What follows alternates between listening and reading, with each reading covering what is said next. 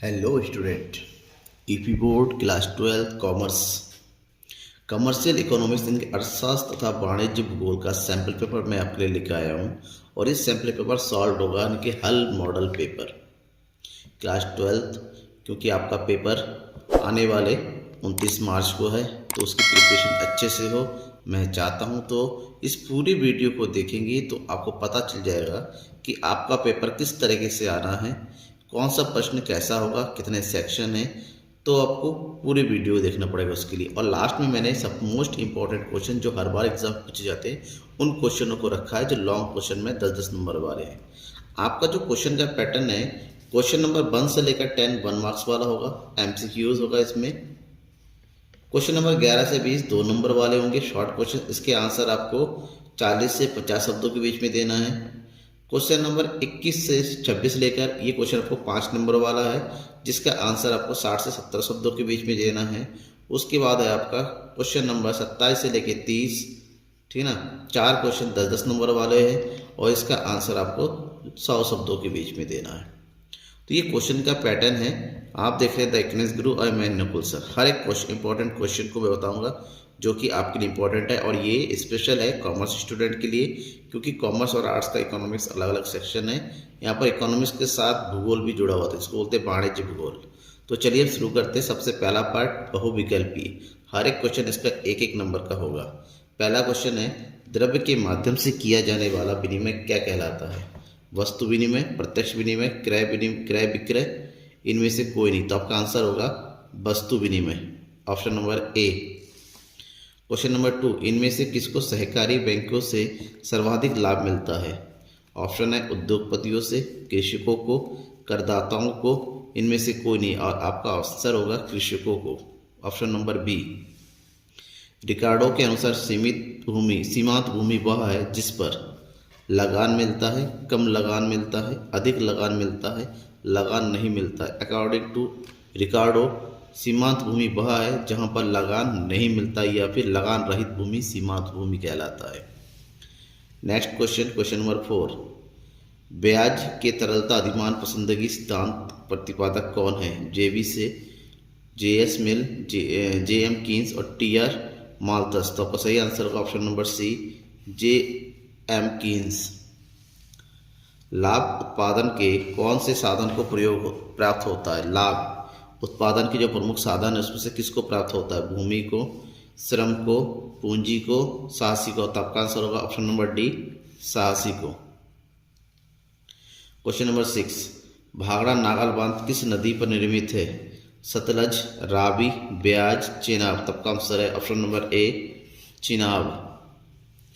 Next question number 7, Bharat में औद्योगिक विकास की प्रमुख समस्या है? आधारभूत संरचना का अभाव, ऊर्जा की समस्या, पूंजी का अभाव, उपयुक्त सभी। भारत में औद्योगिक विकास की प्रमुख समस्या ये तीनों है। यहाँ पर आधारभूत संरचना का यानी कि इंफ्रास्ट्रक्चर जिसको बोलते हैं अभाव है, ऊर्जा की समस्या का अभाव है और नेक्स्ट पूंजी की सर्वथा अभाव है। इसलिए भी option number D is right, उपयुक्त सभी। क्वेश्चन नंबर 8, उद्योगों के स्थानीयकरण के लाभ है। उद्योगों का स्थानीयकरण किया जाए तो उसको क्या लाभ होता है? लागत में कमी आती है, पूरक उद्योगों का विकास होता है, उत्पादकों में सहयोग की वृद्धि होती है, उपयोग सभी। तो अगर स्थानीयकरण करते हैं तो यहाँ पर इन तीनों ऑप्शन जो है सही, यानी कि option number D is right, उपयुक्त सभी। इनमें से कौन यातायात का साधन है? नदी, नहर, रेलगाड़ी, शॉपिंग मॉल। आपका आंसर होना चाहिए ऑप्शन नंबर सी, रेलगाड़ी। और लास्ट क्वेश्चन है एमसीक्यूज का, भारत की प्रमुखतम आयात वस्तु क्या? भारत इसमें से किसको सबसे ज़्यादा आयात करती है? पेट्रोलियम, मशीनरी, रसायन, कंप्यूटर। आपका ऑप्शन है ऑप्शन नंबर ए, पेट्रोलियम का। यह है एमसीक्यूज क्वेश्चन जो कि 10 है, एक एक नंबर के, यानी कि 10 नंबर आपके यहाँ पर पूरे हो जाएंगे। अब हम बात करेंगे लघुत्तरीय प्रश्नों की जो कि प्रत्येक 2-2 नंबर वाला होगा, ठीक है, एक क्वेश्चन 2-2 नंबर। और ये होगा क्वेश्चन नंबर 11 से लेकर क्वेश्चन नंबर 20 तक। पहला क्वेश्चन है वस्तु विनिमय, क्वेश्चन नंबर 11 अति लघुत्तरीय का पहला, वस्तु विनिमय के किन्हीं 2 विशेषताओं को लिखिए। वस्तु विनिमय की विशेषताएं कौन कौन सी है? वस्तु विनिमय में आवश्यकताओं का दोहरा संयोग होता है और यहाँ पर आर्थिक असमानताएं नहीं पाई जाती है। इसकी 2 प्रमुख विशेषता हैं। अब वस्तु विनिमय होता क्या ये भी जान लीजिए। वस्तु विनिमय एक ऐसी प्रणाली होती है जहाँ पर वस्तुओं का वस्तुओं के साथ प्रत्यक्ष लेन देन होता है। क्वेश्चन नंबर 12, संतुलन कीमत का निर्धारण किस प्रकार होता है। संतुलन कीमत, किसी भी बाजार में संतुलित कीमत का निर्धारण क्या होता है। अगर पूर्ण प्रतियोगिता बाजार है तो संतुलित कीमत का निर्धारण इस बिंदु पर होता है जहां वस्तु की मांग तथा वस्तु की पूर्ति आपस में समान होती है। ठीक है ना। अगर इसको ग्राफिकल रूप में लिखें, ठीक है ना, वहाँ पर वस्तु की मांग और वस्तु की पूर्ति जहाँ पर बराबर होती है उस बिंदु पर हम जो है संतुलन बिंदु का निर्धारण करते हैं। क्वेश्चन नंबर 13, सहकारिता के किन्हीं दो सिद्धांतों को संक्षेप में लिखिए। सहकारिता के प्रमुख सिद्धांत, क्योंकि 2 नंबर का है तो 2 सिद्धांत आपको बताना है। तो सहकारिता के 2 सबसे प्रमुख सिद्धांत है वो है स्वैच्छिक एवं खुली सदस्यता। इसका मतलब ये हुआ कि सहकारिता के अंतर्गत सभी व्यक्तियों के लिए आना और जाना यहाँ पर ओपन होता है, स्वैच्छिक होता है, जिसकी मर्जी चाहे उसमें सदस्यता ले सकता है, छोड़ सकता है। दूसरा, लोकतांत्रिक सदस्य नियंत्रण। सहकारिता का जो नियंत्रण होता है वो लोकतांत्रिक तरीके से होता है, इसके सदस्यों द्वारा किया जाता है। इसकी 2 प्रमुख विशेषताएं हैं। क्वेश्चन नंबर 14, केंद्रीय सहकारी बैंक के 2 कार्य लिखिए। केंद्रीय सहकारी बैंक कौन कौन से कार्य करती है। वैसे तो बहुत सारे कार्य, तो प्रमुख कार्य बताना है। पहला कार्य है ग्रामीण वित्त पोषण करना, ग्रामीण क्षेत्रों के लिए वित्त की पूर्ति करना। और दूसरा, ग्रामीण क्षेत्रों में सस्ती दर पर ऋण उपलब्ध कराना। ग्रामीण क्षेत्रों के लिए आवश्यक ऋण की उपलब्धता सस्ती दर पर कराना, ये सहकारी बैंकों के प्रमुख कार्य है। क्वेश्चन नंबर 15, वास्तविक मजदूरी को परिभाषित कीजिए। वास्तविक मजदूरी किसे कहते हैं। मजदूरी 2 प्रकार की हो सकती है, नकद मजदूरी और दूसरी है वास्तविक मजदूरी। वास्तविक मजदूरी से अभिप्राय नकद मजदूरी के अलावा मिलने वाली अन्य सुविधाओं से है, जैसे सस्ता मकान, निःशुल्क चिकित्सा, सस्ती शिक्षा आदि। देखिए यहाँ पर समझना होगा, अगर आप कहीं पर काम करते हैं, बदले में आपको पैसा मिलता है कैश, तो वो तो होगी नकद मजदूरी। लेकिन कभी कैश के अलावा भी अगर कोई दूसरी सुविधाएं मिलती हैं, जैसे फ्री का परिवहन, मकान, निःशुल्क भोजन आदि, ये सब चीज़ें आपको काम के साथ साथ मिलता है नकद के, तो उसको हम वास्तविक मजदूरी के रूप में व्यक्त करते हैं। और नेक्स्ट क्वेश्चन है क्वेश्चन नंबर 16, जलमंडल किसे कहते हैं। जलमंडल पृथ्वी का वह आवरण जो जल से घिरा होता है, यानी कि जलमंडल पृथ्वी का तरल जल घटक है। इसमें महासागर, समुद्र, झीलें, तालाब आदि शामिल है। पृथ्वी के अंदर वो एरिया जहाँ पर जल पाया जाता है, चाहे वो समुद्र में हो, चाहे वो झील हो, तालाब हो आदि हो, उसे जलमंडल कहते हैं। क्वेश्चन नंबर 17, भूमिगत जल से आप क्या समझते हैं। भूमिगत, भूमि के अंदर पाए जाने वाला जल, यानी कि भूमिगत जल या भूजल या भूगर्भिक जल धरती की सतह के नीचे चट्टानों के कणों के बीच के अंतराकाश या रंध्राकाश में मौजूद जल को कहते हैं, जो जमीन के अंदर पाया जाता है। ठीक है, उसे हम भूमिगत जल कहते हैं। नेक्स्ट क्वेश्चन नंबर 18, उद्योगों के स्थानीयकरण के आर्थिक कारण बताइए। उद्योग का स्थानीयकरण किया जाता है, उसके कौन कौन से कारण हैं। स्थानीयकरण के 2 प्रमुख कारण हैं, कुशल श्रम का भंडार, इससे श्रम होता है, कुशल श्रम वो मिल जाता है। दूसरा, उच्च संगठित बाजारों की स्थापना। स्थानीयकरण से उस क्षेत्र में जो बाजार होते हैं वो उच्चतर रूप से संगठित हो जाता है। क्वेश्चन नंबर 19, जल परिवहन के 2 महत्व लिखिए। जल परिवहन मतलब जल के माध्यम से परिवहन सुविधा करना, आना जाना। ठीक है ना। जल, इसका सबसे बड़ा महत्व ये है कि जल परिवहन सबसे सस्ता परिवहन साधन है, जो है भूमि परिवहन से भी ज़्यादा सस्ता है। और दूसरा जो है जल परिवहन पर्यावरण हितैषी होता है, कि इससे पर्यावरण को कम से कम नुकसान होता है। नेक्स्ट क्वेश्चन है लघु उत्तरीय में क्वेश्चन नंबर 20, वायु परिवहन का प्रबंधन किन निगमों द्वारा किया जाता है। आज के टाइम वैसे तो बहुत सारे नियम थे, लेकिन सारे नियम को एकत्र करके आज के टाइम में केवल एक ही निगम ऐसा है जो वायु परिवहन को निगमित करता है, प्रबंधित करता है, वो है भारतीय विमानपत्तन प्राधिकरण द्वारा। ठीक है ना। अति लघु उत्तरीय प्रश्नों को पढ़ने के बाद, जानने के बाद इंपॉर्टेंट, अब हम बात करेंगे लघु उत्तरीय प्रश्न। और ये प्रश्न जो है 5 अंक में होता है और इसका आंसर करीब से करीब 60 से 70 शब्दों के बीच में लिखना है आपको मैक्सिमम। इसमें पहला क्वेश्चन नंबर 21 है और क्वेश्चन पूछा गया है कागजी अथवा पत्र मुद्रा के गुणों को बताइए, कि पत्र मुद्रा के कौन कौन से गुण हैं। कागजी पत्र मुद्रा के जो प्रमुख गुण है वो है पत्र मुद्रा हल्की होती है, बहुमूल्य धातु की बचत होती है पत्र मुद्रा के माध्यम से, पत्र मुद्रा में लोचशीलता पाई जाती है, मतलब इसे परिवर्तन किया जा सकता है, पत्र मुद्रा आवश्यकता अनुसार कमी या वृद्धि की जा सकती है, पत्र मुद्रा को गिनने तथा परखने में सुविधा होती है। पत्र मुद्रा अधिक सुरक्षित होती है, इसको हम जो है लंबे समय तक जो है बचा कर रख सकते हैं, रिजर्व रख सकते हैं। पत्र मुद्रा को संकटकालीन मित्र भी कहा जाता है, इसलिए कि जरूरत पड़ने पर पत्र मुद्रा को हम छाप के मुद्रा का निर्गमन किया जा सकता है। ठीक है, ये कागजी मुद्रा के प्रमुख गुण हैं। अगला क्वेश्चन, क्वेश्चन नंबर 22 क्वेश्चन है अपूर्ण प्रतियोगिता, यानी कि इसको हम दूसरा नाम कह सकते हैं एकाधिकारी प्रतियोगिता में दीर्घकाल में कीमत निर्धारण किस प्रकार से होता है, स्पष्ट कीजिए।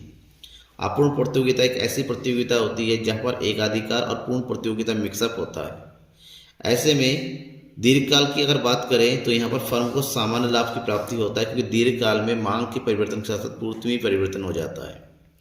अतः एकाधिकारी प्रतियोगिता में दीर्घकालीन संतुलन कीमत निर्धारण उस बिंदु पर होता है जहां पर सीमांत लागत और सीमांत आगम आपस में बराबर हो, सीमांत लागत वक्र सीमांत आगम वक्र को काटता हो, संतुलन उत्पादन के बाद सीमांत लागत सीमांत आगम से अधिक होना चाहिए, और सबसे इम्पोर्टेंट औसत आगम और सीमांत औसत लागत बराबर होना चाहिए, जैसा कि इस डायग्राम में दे रखा है। एक ऐसा बिंदु यहाँ पर, इस बिंदु पर हमारा एम आर और ए आर, देखिए यहाँ पर एम आर बराबर एम सी है, और उससे ठीक ऊपर इस बिंदु पर हमारा ए आर और ए सी बराबर है, जो कि एक ही लाइन में आता है।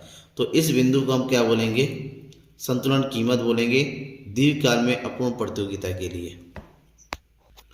नेक्स्ट क्वेश्चन, क्वेश्चन नंबर 23 विस्तृत खेती के अंतर्गत रिकार्डो का लगान सिद्धांत को लिखिए। आपको रिकार्डो के लगान सिद्धांत के बारे में बताना है। रिकार्डो के अनुसार विस्तृत खेती में विभेदात्मक लगान उत्पन्न होता है, यानी कि अलग अलग विभेदात्मक मतलब अलग अलग विभिन्न प्रकार की अलग अलग वर्गों के हिसाब से विभेदात्मक लगान की इस धारणा को रिकार्डो इस पूर्ण मान्यता की ओर लेकर चलते हैं कि एक द्वीप में अनेक ऐसे भूखंड हैं जिनकी उर्वरता, गुण, स्थिति आदि में एक समानता न होकर भिन्नता होती है। मतलब अगर एक भूखंड है, एक द्वीप है, एक देश है, तो उसमें पाई जाने वाली जो कृषि भूमि है वो अलग अलग प्रकार की होती है। चाहे गुण के हिसाब से देखें, चाहे उर्वरता के हिसाब से देखिए, या स्थिति के हिसाब से देखिए, उसमें भिन्नता पाई जाती है।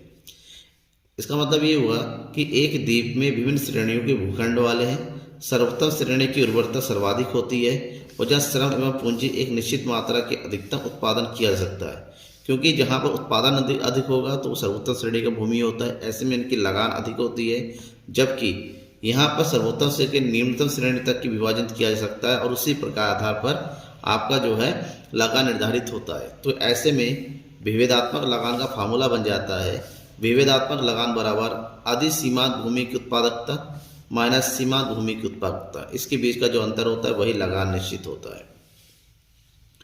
नेक्स्ट क्वेश्चन है क्वेश्चन नंबर 24 खनिज संरक्षण के उपायों को लिखिए। कौन कौन से उपाय है जिससे खनिज का संरक्षण किया जा सकता है। तो बिंदुवार हम खनिज के संरक्षण की बात करेंगे। सबसे पहला है खनिज की प्रक्रिया में अपव्यय को कम करें, जो खर्चा होने में फालतू का वेस्ट हो जाता है उसको कम करना है। स्क्रैप धातुओं का उपयोग करके धातुओं का पुनर्संचरण करें, जो स्क्रैप मतलब बेकार है, टूटी फूटी है, बचा कुचा है, उसका यूज़ करें और उसको धातुओं के पुनर्चक्रण में प्रयोग किया जा सकता है। वैकल्पिक नवीकरणीय विकल्प, ऐसे विकल्प चुनना जो खनिज के अलावा दूसरी क्षेत्रों से दूसरे सोर्स से प्राप्त होता है।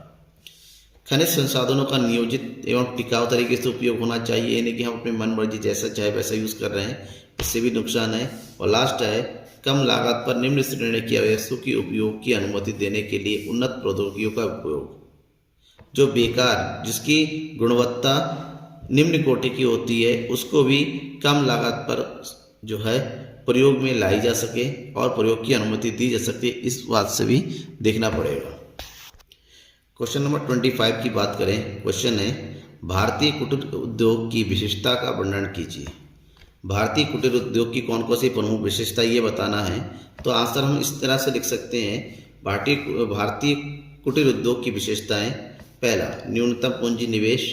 भारतीय कुटीर उद्योग के लिए पूंजी का न्यूनतम निवेश होता है, कम से कम पूंजी में कम से कम कीमत पर मशीनों के उपकरणों का उपयोग किया जा सकता है। कुटीर उद्योग में संपूर्ण परिवार वस्तुओं के निर्माण में लगा हुआ होता है।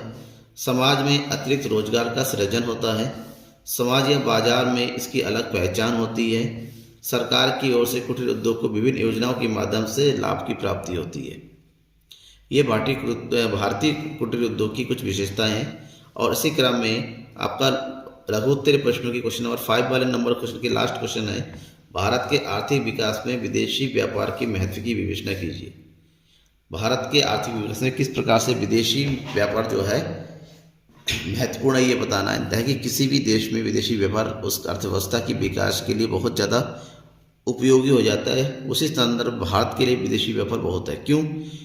विदेशी व्यापार किसी देश के उत्पादन के लिए बाजार का विस्तार करता है।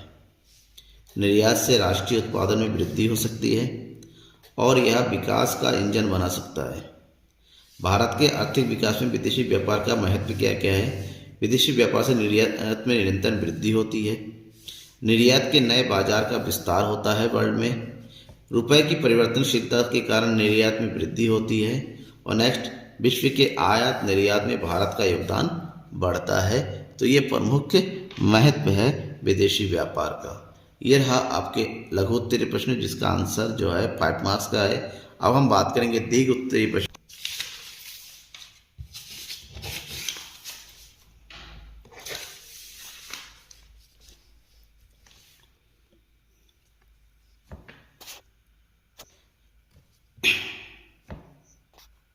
अब हम बात करते हैं दीर्घ उत्तरीय प्रश्नों की।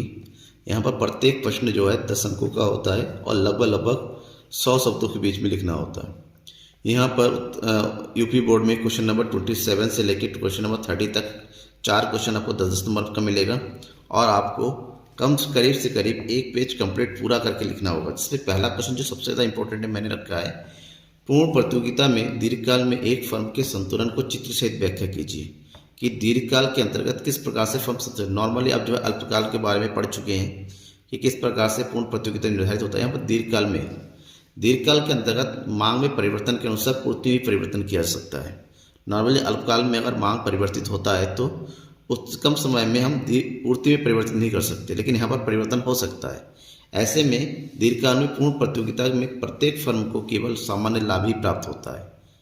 ठीक है ना। अतः प्रतियोगिता के अंतर्गत दीर्घकाल में उस बिंदु पर निर्धारित होता है जहाँ पर औसत आय, औसत लागत, सीमांत लागत चारों आपस में बराबर होती है। वहीं पर वस्तु की कीमत का निर्धारण होता है। जैसा कि ये आपको डायग्राम दिख रहा होगा, ये सब आपको लिखना है और ये डायग्राम भी बनाना है। जहाँ पर आपको ये जो सीधा है ब्लैक कलर में दिख रहा है, ये AR और MR को बात करता है कि औसत आगम, सीमांत आगम की। पूर्ण प्रतियोगिता में दोनों ही बराबर होते हैं क्योंकि पूर्ण प्रतियोगिता में कीमतों में परिवर्तन नहीं होता है। और MC वक्र नीचे से काटता हुआ ऊपर की ओर बढ़ रहा है, जबकि AC वक्र AR और MR को छूता हुआ निकल रहा है। तो एक ऐसा बिंदु जो कि P है, जहाँ पर MC, AC, AR और MR चारों आपस में बराबर है, तो इसी बिंदु को हम जो कहेंगे संतुलन स्तर, संतुलन बिंदु। और यहाँ पर फर्म का संतुलन निर्धारित होता है और जो PM है उसी को संतुलन कीमत स्तर माना जाता है। क्यों? क्योंकि यहाँ पर MR बराबर MC होता है, AR बराबर AC होता है। इस प्रकार से अगर देखें तो हम यूँ देखेंगे कि दीर्घकालीन कीमत निर्धारण में पूर्ण प्रतियोगिता के अंतर्गत निम्नलिखित शर्तें पाई जाती है। शर्त नंबर 1, औसत आय और औसत लागत आपस में बराबर होनी चाहिए। नंबर 2, औसत आय और सीमांत आय आपस में बराबर होनी चाहिए। और नंबर 3, सीमांत आय और सीमांत लागत आपस में बराबर होनी चाहिए। जब तीनों ही आपस में बराबर होते हैं, इसका मतलब ये हुआ कि यहाँ पर AR बराबर AC बराबर MR बराबर MC होता है, यानी कि चारों ही आपस में बराबर होता है। ठीक है। क्वेश्चन नंबर 28, दूसरा दीर्घ उत्तरीय प्रश्न और क्वेश्चन है, केंद्रीय सहकारी बैंक की स्थापना के उद्देश्य लिखिए। कौन से प्रमुख उद्देश्य जिस कारण सहकारी बैंकों की स्थापना की जाती है, इसके बारे में बात करेंगे। तो सबसे पहले सहकारी बैंक के बारे में पता करते हैं। केंद्रीय सहकारी बैंक खुदरा और वाणिज्यिक बैंकिंग है जो जमा लेते हैं और पैसा उधार भी देते हैं। वे छोटे आकार की इकाइयां हैं जो शहरी और गैर शहरी दोनों केंद्रों के लिए काम करती है। सहकारी बैंक सहकारी समितियां अधिनियम के अंतर्गत आते हैं जो RBI के द्वारा विनियमित होती हैं और बैंकिंग विनियम अधिनियम 1949 और बैंकिंग कानून सहकारी समितियों के अंतर्गत 1965 के अंतर्गत शासित होती है। और ऐसे में सरकारी बैंकों के कुछ उद्देश्य है। और उन उद्देश्यों की अगर हम चर्चा करें तो पहला उद्देश्य है यह बैंक ग्रामीण वित्त पोषण और माइक्रो फाइनेंसिंग में संलग्न होती है। नंबर 2, इस बैंक का प्रमुख उद्देश्य होता है ग्रामीण क्षेत्रों से बिचौलिया और साहूकारों के द्वारा आम आदमी की प्रभुत्व को कम करना होता है, जहां पर बिचौलिया और साहूकार कम से कम प्रभुत्व हो उनकी, या फिर उनके प्रभुत्व को हटाया जा सके। नेक्स्ट, किसानों को कम से कम ब्याज दर पर सामाजिक आर्थिक स्थिति प्रदान करने के लिए ऋण उपलब्ध कराना। ग्रामीण क्षेत्रों में जरूरतमंद लोगों और किसानों के लिए वित्तीय सहायता प्रदान करना। ग्रामीण और शहरी दोनों क्षेत्रों के लोगों के लिए लघु उद्योगों, स्वरोजगार के अवसर उपलब्ध कराने के लिए लोगों को व्यक्तिगत वित्तीय सेवाएं प्रदान करना सहकारी समिति बैंक का प्रमुख उद्देश्य होता है। नेक्स्ट, वेरी इंपॉर्टेंट क्वेश्चन है लॉन्ग में। जलवायु से आप क्या समझते हैं? भारतीय जलवायु को प्रभावित करने वाले कारकों की व्याख्या कीजिए। जलवायु के बारे में बताना है और उसके कारक के बारे में बताना है भारत के अंतर्गत। पहले जलवायु की मीनिंग लिखिए। जलवायु किसी बड़े इलाके का औसत मौसम है जो कि एक लंबे समय तक बना रहता है, यानी कि किसी क्षेत्र में, किसी देश में लंबे समय तक पाए जाने वाला जो मौसम होता है, इसे जलवायु कहते हैं। जैसे भारत की जलवायु गर्म है, यानी कि हम ठंडी भी आती है लेकिन बेसिकली गर्म है, और यूरोप की मौसम जो है ठंडा होता है, इसी को हम जलवायु कहेंगे। सरल शब्दों में किसी इलाके का किसी एक तरह का औसत मौसम अगर लंबे समय से बना रहता है तो उसे उस इलाके की जलवायु कहते हैं। भारत में जलवायु को प्रभावित करने वाले कुछ कारक है, जिसमें सबसे पहला है स्थिति अब अक्षांशीय विस्तार। भारत का विषुवत वृत्त के पास होने के कारण दक्षिणी भागों में वर्ष भर उच्च तापमान पाया जाता है, यानी कि वहाँ गर्मी होती है, जबकि उत्तरी भागों में गर्म शीतोष्ण पेटी होती है, यानी कि गर्म के साथ साथ ठंडे भी होती है। दूसरा कारक है समुद्र से दूरी का होना।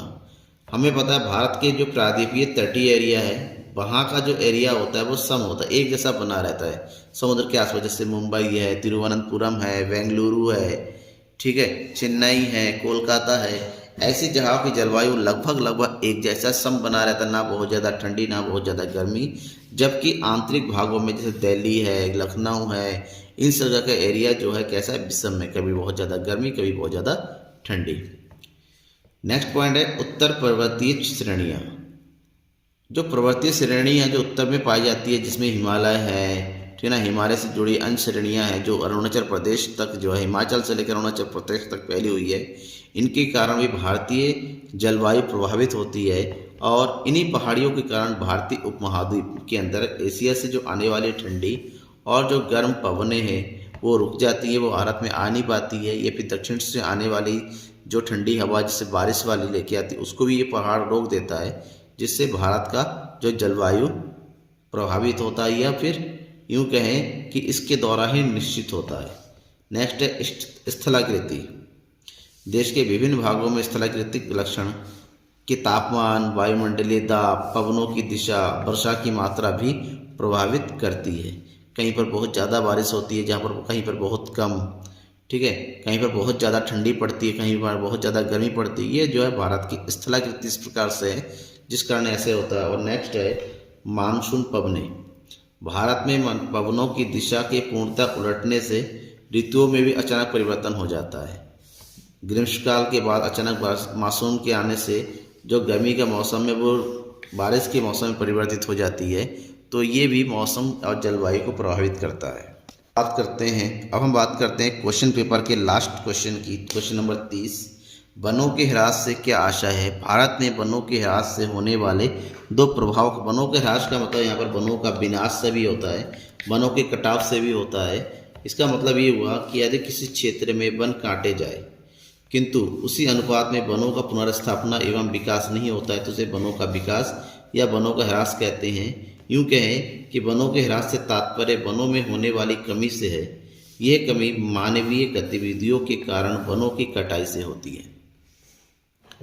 मैं पॉइंट टू पॉइंट बता रहा हूँ जो कि आपको एग्जाम में लिखना है, और इसके बाद आपको बताना है कि भारत में वनों के ह्रास का प्रमुख प्रभाव क्या क्या है। दो प्रभाव भारत के बारे में कहा गया, तो दोनों को थोड़ा एक्सप्लेन करेंगे। मैं इसमें दोनों के बारे में सबसे पहले बात करते हैं मृदा अपरदन, जो कि भारत में वनों के विनाश का सबसे बड़ा प्रभाव है। मृदा अपरदन एक ऐसी स्थिति होती है जहाँ बारिश के मौसम में जो मृदा कट के यानी कि मिट्टी कट के उपजाऊ मिट्टी कट के बह के चली जाती है। इससे होता क्या है, जिस एरिया की मिट्टी कटती है वहाँ की जो उर्वरता है वो खत्म हो जाती है और उर्वरता के घटने से उस क्षेत्र का जो उत्पादन है, उत्पादकता वो घटने लगती है और उत्पादकता के घटने से आप सबको पता है क्या होगा, हमारे पास खाने पीने की चीज़ें की कमी हो जाएगी, ठीक है ना। इसका मतलब होता है कि वनों का कटाव डायरेक्टली हमारी इकोनॉमी को प्रभावित करता है। नेक्स्ट, जीव जंतुओं की प्राकृतिक आवास नष्ट होना। वनों का ह्रास का दूसरा सबसे बड़ा जो प्रभाव होता है वो है जीव जंतुओं के प्राकृतिक आवास का नष्ट होना। प्राकृतिक आवास मतलब जहाँ पर वो रहते, जंगल ही जीव जंतुओं का घर है, जंगली जानवरों का घर है। शेर, चीता, हाथी, भालू, बंदर, ये सब जंगलों में ही रहते हैं। लेकिन अगर आप जंगल को नष्ट कर देंगे, काट देंगे, नहीं बचेगा तो ये कहाँ जाएंगे? ये वास्तव में जाएंगे कहाँ पर? ये उनके पास खाने की कमी हो जाएगी। खाने की लालच से जो है मानव आबादी में घुसेगी और मानव आबादी में घुसने का मतलब जो है मानव जाति और जानवरों की जाति दोनों को नुकसान होता है। यहाँ पर कहीं ना कहीं दोनों को नुकसान उठाना पड़ता है। तो ज़रूरत है कि वनों का संरक्षण किया जाए, वनों के कटाव को रोका जाए और इस तरह से अगर आप जो है क्वेश्चन में अपने जवाब को पूरा करेंगे तो मैं यकीन से कह सकता हूँ आपके 100 में से 95, 96, 97, 98 कहीं न गए। ज़रूरत है सही हेडिंग बनाने की, सही तरीके से लिखने की। थैंक यू एवरीवन लास्ट तक वीडियो को देखने के लिए और इसी तरह मेरे साथ बने रहिए अपनी एग्ज़ाम की प्रिपरेशन के लिए।